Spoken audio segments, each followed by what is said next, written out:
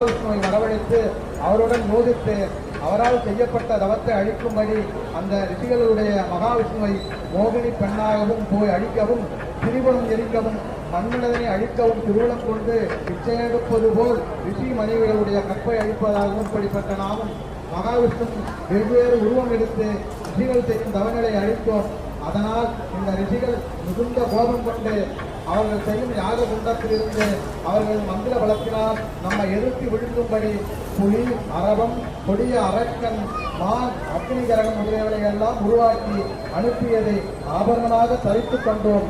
வேளன் என்கின்ற அரக்கனை பெருவிரலினால் பூமியில் அழிந்து போகும்படி விதித்து வைத்துக் கொண்டோம். அவர்களை பங்கம் படுத்தி விட்டோம். அப்படி நாம் செய்யாவிட்டால் இந்த உலகத்தவர்களும் தேவர்களும் அவர்களுடைய அநியாயத்தை தாங்க மாட்டார்கள். ஆதலால் நாம் சர்வ கர்த்தாவாகிய ஒரு குற்றம் பரவட்டாமல்